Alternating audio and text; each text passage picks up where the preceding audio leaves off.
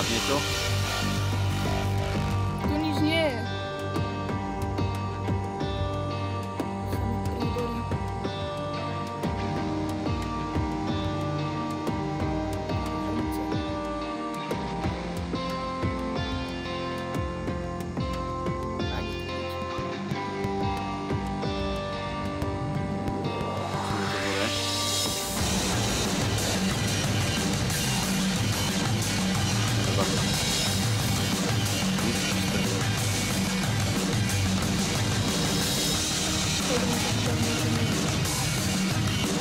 Asi sme mali zostať doma, kde sú zásoby.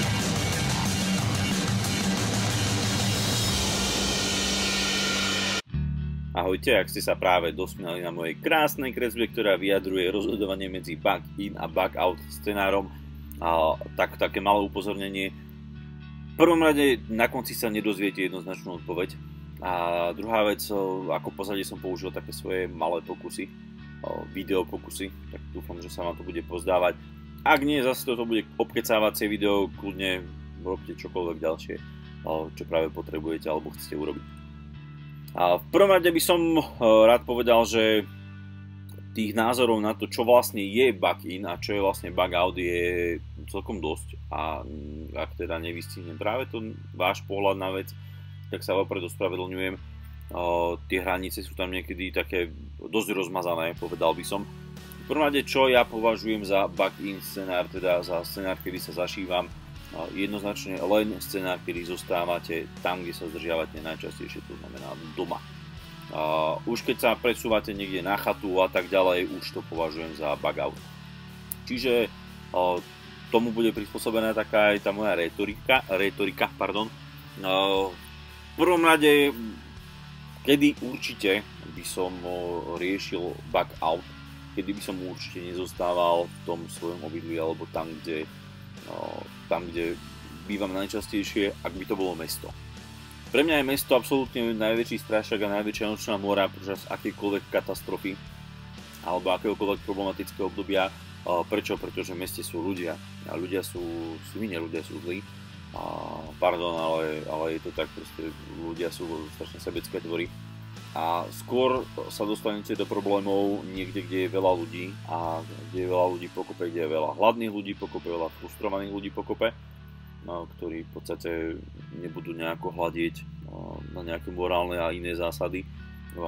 Jednoducho človek veľmi často dokazuje, že je schopný ísť cez mŕtvoly a pôjde cez mŕtvoly, keď bude treba.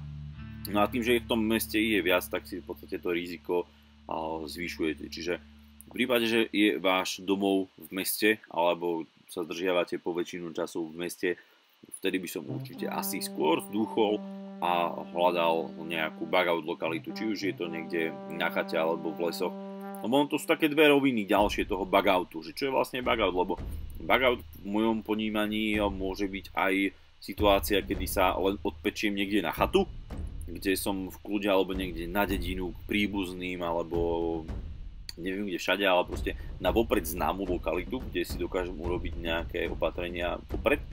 Ale bug-out môže byť aj situácia, kedy proste nemáte kam ísť a jednoducho ide človek niekam naslepo. Buď sa ide túlať z miesta na miesto, alebo jednoducho ide si nájsť nejaký príbytok, vytvoriť príbytok niekde v lesoch alebo v podobnom prostredí. Kedy by som určite naopak zostal tam, kde som, by som zostával určite v situáciách, kedy som sa prebral tak trošku neskoro počas priebehu tej rizikovej situácie a teda nemám prehľad o tom, či sa vôbec dostanem tam, kam som chcel, či sa tam dokážem dostať ja, jedna vec, či sa tam dokážu dostať aj moji blízky, zvlášť ak mám deti a tak ďalej. Vtedy je tak na zváženie, na zamyslenie. To je isté, keď je človek zranený, dôjdem tam, nedôjdem tam, nie je rozumnejšie chvíľočku počkať, zistiť, aká je situácia a potom sa rozhodnúť, neviem. Práve na toto sú úžasné skenery mimochodom, ono stačí nejaká malá výchrica a človek už počúvaním toho skenera zistí, aká vážna je tá výchrica napríklad, aké vážne sú problémy, kde je čo viem upchatá komunikácia, kde niečo spadlo na cestu, kde zase naopak ten problém nemajú alebo kde boli tie dopady tej katastrofy najmenšie. Čiže aj to je jedna z takých mojich filozofií ohľadom skenerov. Čo sa ďalej toho rozhodovania pre mňa, u mňa alebo týka, nebavím sa teraz o lokálnych nešťastiach typu záplavy. Vtedy je podľa mňa nie je veľmi rozumné zostávať doma alebo v obydlí. Ja viem, že človek má citový vzťah nejaký taký k svojmu obydliu. Je to asi aj prirodzené, normálne, že to človek tak nejako vníma, že áno, toto je môj dom, môj hrad, tu sa cítim bezpečne, ale zase na druhej strane, ak si mám vybrať, či mi ten barák niekto vyrabuje, alebo mám prísť o krk ja, alebo niekto z mojich blízkych, tak asi tá voľba je jednoznačná a budem sa musieť na nejaký čas s tým domovom rozlúčiť. Čo je mimochodom zase naopak jedna z hlavných výhod bug-in scenára, kde v podstate to pohodlie, ten pocit, že ste stále doma, vás trošičku upokojí a dáva takú lepšiu psychickú pohodu a lepšie sa človek vyrovnáva s nejakými krízovými situáciami, aj možno s nejakými úmrtiami, zraneniami a tak ďalej, keď je proste v tom pohodlí domova, kde sa cíti dobre, kde sa cíti bezpečne, kde to pozná. A sa dostávame pomaličky k tak veľkým výhodám, ako je, že ten svoj domov poznáte aj po slepiačky, viete presne kde čo je, pravdepodobne viete kde čo máte, ak nie ste taký bordelár ako ja. A skrátka má aj tento scenár svoje výhody. Bugout. Výhodou veľkou bugoutu je, že sa človek fakt dostane od civilizácie, od ľudí. Ak sa bavíme o tej prvej variante bugoutu, teda že idete na nejakú lokalitu, ktorá je vám vopred známa, tak máte celkom slušnú šancu, že si tam môžete nahnobiť nejaké tie zásoby, či už vo forme tých základov, to znamená nejaká tá pitná voda, jedlo, čo mimochodom odporúčam veľmi aj pri bug-in scenároch. Veľa z nás, hlavne ak bývate v meste, berieme tú vodu tak nejak samozrejme, že človek otočí kohútik a voda tečie. A sme veľmi prekvapení, keď otočíme kohútik a voda nejde. Čiže aj takéto základné veci treba na to myslieť pri aj jednom aj druhom scenári. Aké sú teda výhody toho bugoutu? Bugout pre mňa osobne, zvlášť ak sa bavíme o tej prvej línii, predstavuje takú možnosť nejakej kombinácie bugoutu v druhej línii a buginu.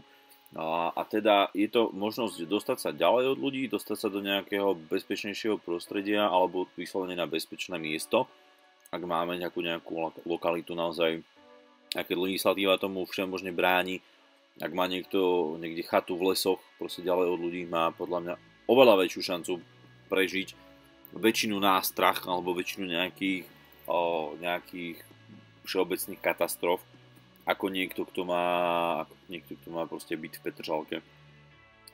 Čiže ak máme takúto nejakú možnosť sa zdekovať s tým, že máme vopred pripravené miesto, tak dokážeme kopu tých výhod bug-in scenára aplikovať. Teda nazbierať si tam vopred zásoby, nahanobiť naozaj všetko, čo človek môže potrebovať, aj keď sa dlhšie nebude môcť do civilizácie vrátiť, alebo ak tá civilizácia tak nejak, Češi hovoria, že vzala za své. Tak si trošku pomôžem od bratov Čechov týmto výrokom. A teda dokážem si tam dostať veci, dokážem za druhé si na to prostredie zvykať, čo je veľmi podstatné, a to je ďalšia z výhod buginu, ktorú dokážem v tejto prvej línii bugoutu aplikovať. Ak tam chodím, čo ja viem, pravidelne, každý týždeň na víkend alebo raz do mesiaca, na nejaké 2 dní, trávim tam nejaké dovolenky, prázdniny, tak sa s tým prostredím dokážem zžiť natoľko, že sa toľko už nelíši od domova. A to isté platí aj pre nejakých príbuzných, blízkych, rodinu, kohokoľvek, koho tam so sebou beriete, proste ak sú na to prostredie zvyknutí, ak vás trošičku poznajú, nebude to pre nich taký obrovský šok, ako keď ich zrazu budete nútiť bývať a žiť v nejakej absolútne cudzej im neznámej lokalite. Tých výhod tam je zase viac, že proste človek má prehľad v tej lokalite, kde sa bude pohybovať, vie si aj takticky to prostredie prispôsobiť, rozmiestniť svetla, rozmiestniť zrkadlá, čo je napríklad u mňa, ja mám poriešený rodinný dom tak, že jednoducho ak pozriem v určitom uhle proste na zrkadlo, tak vidím vlastne všetky chodby naraz. Čo je obrovská taktická výhoda, lebo v podstate vidíte z jednej strany baráka na druhú, bez toho, aby ste museli vstať z postele, doslova do písmena. No, nebudem to nejako bližšie vysvetľovať zase, ale jednoducho dá sa to urobiť, nie je to až taký strašný problém. No, samozrejme, ak je tá konštrukcia alebo tá vnútorná štruktúra toho baráku jednoduchšia, tak sa to robí ľahšie, ako keby ste mali nejaký komplikovaný, obrovský barák. Čiže a viete si to prostredie proste aj nastaviť tak, aby ste boli v taktickej výhode. To je samozrejme aj vec bug-in scenárov, kde je také niečo možné. Ale nehovorím, že sa to dá len pri bugoute. O všetky tieto výhody v podstate človek prichádza v tej takej najhoršej druhej línii bugoutovej, a to je teda situácia, kedy naozaj človek opúšťa všetko, čo pozná, všetko, čo má.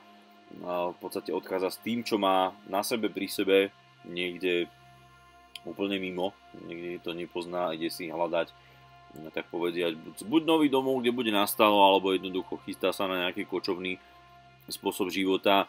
Mimochodom mám za to, že môžu nastať situácia, scenáre, kedy nebude mať nikto inú možnosť, len jednoducho fungovať takýmto spôsobom, kedy jednoducho môže dostať, zabrať aj jeho bugout lokalita, ktorú mal pripravenú, aj jeho obydlie, a jednoducho bude musieť hľadať niečo nové alebo kočovať.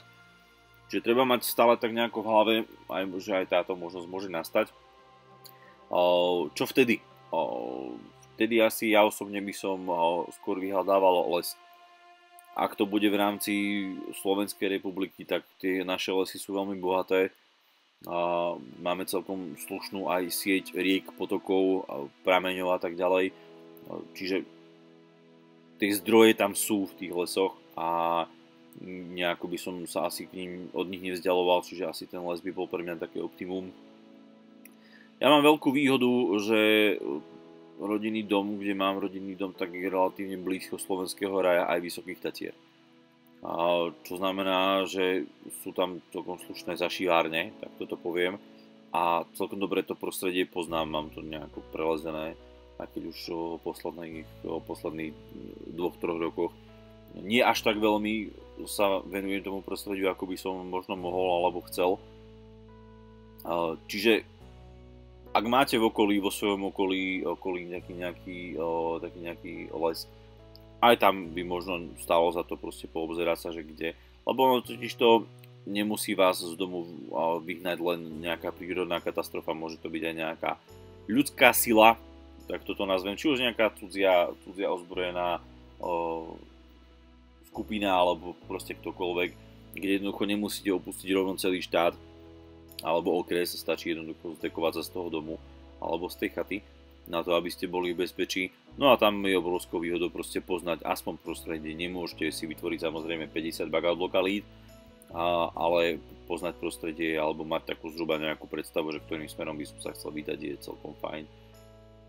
Zase tu sa dostávame aj k ďalším veciam, ak sa pripravujete na nejakú konkrétnu katastrofu, tak tá geografická znalosť dosahov tej katastrofy alebo možných dosahov tej katastrofy. Dívam sa teraz napríklad do ľuďoch, u ktorých viem, že sa pripravujú na nejaké nešťastia v atomových elektrárniach, alebo že majú blízko chemičku a tak ďalej, tak aj tam je tá znalosť tej geografie celkom dosť nápomocná. Čiže asi tak niekde by som to orientoval. Pre mňa osobne je to asi najhorší scenár, lebo tam ste limitovaní hmotnosťou nákladu. Skrátka dobre, človek nie je mulica a dokáže teda odniesť len určitý objem nákladu, a keď dokážeme na seba naložiť hocičo a niesť to určitú dobu, a to, že nejaký náklad dokážete niesť deň, neznamená, že ho dokážete niesť 30 dní. Môj osobný názor a moja osobná skúsenosť, že niektoré veci alebo ťažší náklad sa dá v pohode niesť deň, ale už na druhý deň človek má problém a na 3., 4., 5. deň má veľký problém. Odpáliť si kolena alebo nejaké kĺby len kvôli tomu, že si chcem zobrať nejakú vysielačku navyše, fakt nemá význam. Čiže práve preto mňa osobne straší tento scenár asi najviac.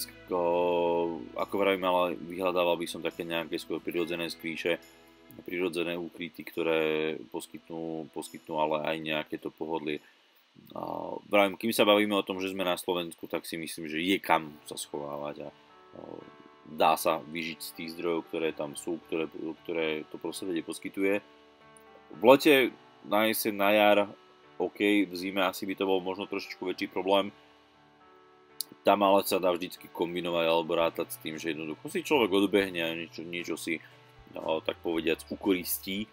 Nechcem povedať vyslovene, že pôjde vylúpiť supermarket. Pri tých horších scenároch už samozrejme tie supermarkety budú vyrabované vopred a dlho predtým, než sa k ním dostanete, ale skrátka vždy sa dá nejako si pomôcť alebo vybártrovať s niekým nejaké suroviny a tak ďalej. Skrátka, dobre, chcel som tým povedať, alebo čo som tým celým videom chcel povedať, alebo čo ním chcem povedať, lebo ešte mám zo pár vecí, ktoré chcem spomenúť, je, že netreba sa spoliehať na tú jednu variantu a na ten jeden scenár. Verte mi, že ak príde situácia, kedy budete musieť ten svoj vysnívaný scenár opustiť, a to sa vám môže stať aj naozaj, keď máte kúpený, pripravený, plne zásobený atomový bunker, proste môže nastať situácia, kedy to bude nepoužiteľný plán a budete musieť hľadať alternatívu. Je dobré mať aspoň tak nejako premyslené, prešpekulované aj tie ďalšie dva scenáre. Teda napríklad, ak sa chystáte, že budete riešiť prípadnú katastrofu scenárom bug-in, tak mať nejako v hlave aj obidve línie bug-outu. Ak máte pripravenú líniu bug-out 1, tak je dobré mať pripravenú aj líniu bug-out 2 a práve som si vymyslel vlastnú terminológiu. A bug-in a tak ďalej a tak ďalej. Myslím si, že tí, ktorí v podstate rátajú s tou bug-out líniou 2 sú na tom asi najlepšie, pretože ak raz sa chystajú na ten najhorší scenár, tak ich už nič neprekvapí a toto nejakú filozofiu sa riadím aj ja, mať ten nejaký základ. Ja som pred chvíľočkou robil aj video ohľadom tých nejakých línií výbavy. On to súvisí v podstate aj s týmto. Ak máte nejakú prípravu, ktorá je postačujúca na scenár bug-out 2, tak v podstate už tie zvyšné línie príprav na ňu len nadväzujú a tým pádom ak ju aj necháte na mieste, tú ďalšiu prípravu, ešte stále zostanete s tou základnou výbavou pre ten scenár bug-in 2 a tam vám môže naozaj zachrániť krk, alebo možno, že naozaj postačovať na komfortné fungovanie. Závisí aj od toho čo, kde, ako sa pohybujete v tejto oblasti, čo viete, čo je vo vašich silách, schopnostiach a tak ďalej, a tak ďalej, a tak ďalej. Tu by som chcel možno že trošičku ešte podčiarknúť zo pár takých rád, čo urobiť vopred.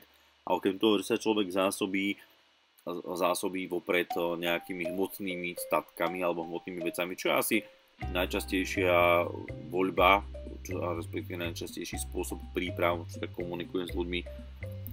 Jednu vec vám nevezme nikto nikdy pri žiadnom z týchto troch scenárov, a to je to, čo máte v hlave. Ale pretože ak ste fixovaní na tie vaše nejaké materiálne preperské záležitosti, a ja som dosť fixovaný na nejako hlavne psychicky, a zrazu ich nemáte, zostanete holí bosí, tak ste tak povediať nahratí. Ak ale veľká časť, nechcem povedať, že väčšina, lebo ono to nemusí byť väčšina, môže to byť väčšina, mohla by to byť väčšina, ale tie vaše nejaké pripravenosti spočíva v tom, čo máte v hlave, ste na tom oveľa lepšie ako ľudia, ktorí proste sú pripravení materiálne, ale v hlave toho toľko nemajú. O čom hovorím? Hovorím o rôznych technikách, taktikách, spôsoboch, čo sa týka prežitia. Ak totiž to zvládate metódy založenia ohňa bez zapalovača alebo bez zápaliek, tak ste na tom celkom dobré, aj keď proste skončíte bez toho zapalovača alebo bez tých zápaliek, kdežto človek, ktorý nemá shine o tom, ako si založiť oheň bez zapalovača a zápaliek, je bez zapalovača a zápaliek nahratý. Proste vy si poradíte. Ak máte tie zápalky, zapalovač, ste v suchu, máte to komfortnejšie. Ak ich nemáte, dokážete si poradiť možno trošičku ťažšie, ale predsa len dokážete fungovať aj bez toho.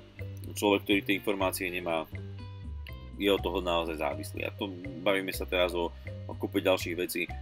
V situácii, kedy vám pôjde o krk a zvlášť pri nejakých takých rýchlo prebiehajúcich, už nebudete mať čas učiť sa navigáciu v teréne a nebudete mať čas učiť sa, ako zaobchádzať so svojím skénerom, ktorý ste si kúpili, lebo ste ho videli na Coolgeare niekedy pred 3 rokmi a teraz zrazu ho potrebujete, neviete ako ho zapnúť, neviete ako si vybrať banku, ktorú má skenovať a tak ďalej.